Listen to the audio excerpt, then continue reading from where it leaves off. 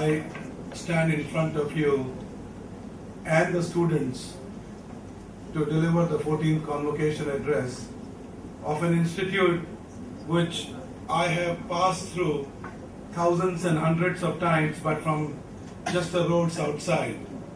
I wish, as you would have noticed, Professor Arora, who talked a lot about my various jobs, he obviously did not talk about my education because he did realize that my education is slightly incomplete because I'm just a graduate engineer.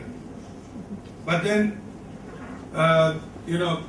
many things that you have had a chance to learn in this important part of your life. I do understand many of you came with a fair amount of job experience. Many of you, when you came in out here, had a much better absorption capacity because you had already gone through some of the real case studies, real life case studies.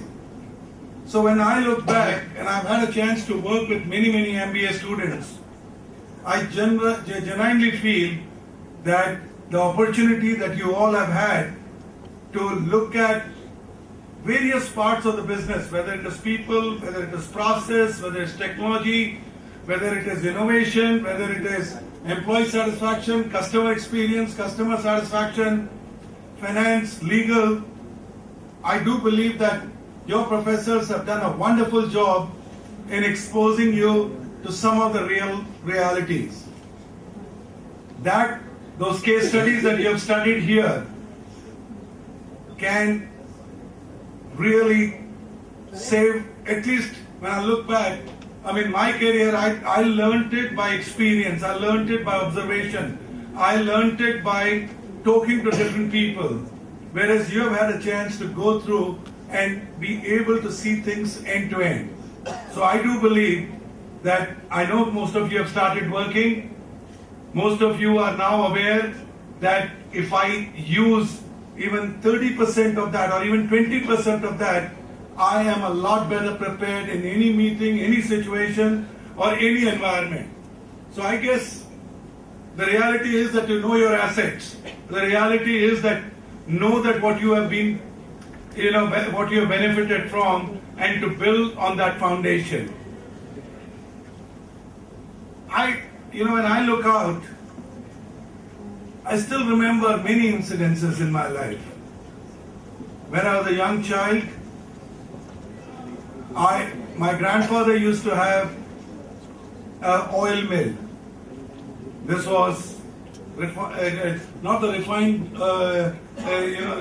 refining oil factory, but an oil mill which the groundnuts were bought, the peanuts were bought, and that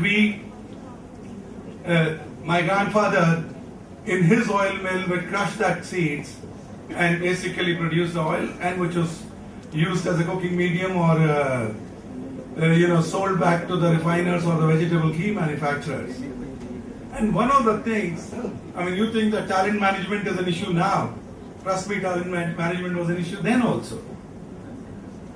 Now, when I look at that example, the example was my grandfather sitting on his gaddi would actually, the job applicants would come and want to get hired with him. He would give them some kind of a job. There was no interview process. There wasn't any Biodatas. There wasn't any LinkedIn, or there wasn't any Naukri.com. People came on word of mouth, and he would give them some small job. And the one that remained in my life as an education for my life was a typical Monday morning. Neighboring villages would come in and bring their agriculture produce to be sold, particularly the groundnuts, and they will bring it in the bullock cart. They will bring it into the small town square. As I said, my grandfather lived in a small town called Mahindra. He would ask people to go, whoever is a job applicant to him, pata karna groundnut or, mungfali, what is the rate of the mungfali? One guy will go, come back, and he'll say whatever it is, 10 rupees a kg. His next question would be, which village does that guy come from? Normal case, no answer. He will. Meanwhile, the second guy has also gone on a similar errand. Similar kind of a question. The guy would answer not only one question, maybe he will answer the second question, which village does he come from?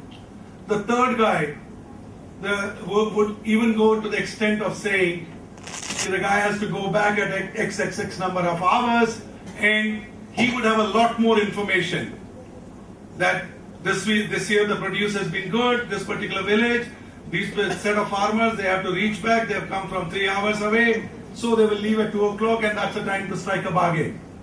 Now, the point I'm trying to make is that we all learn in our management books, go the extra mile. It does not matter what level you are in. Whether you are a mailroom guy or whether you are a CEO.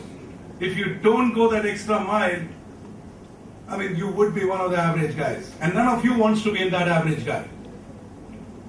So, every time, whenever you are trying to do a job, just remember, are you adding value? Can you add more value? And if you can add more value, how much time does it take?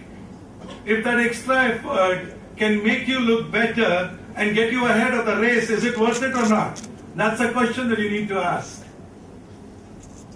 There are many more lessons that you guys will come across. And as far as I'm concerned, I learned my lessons in marketing again in Rajasthan.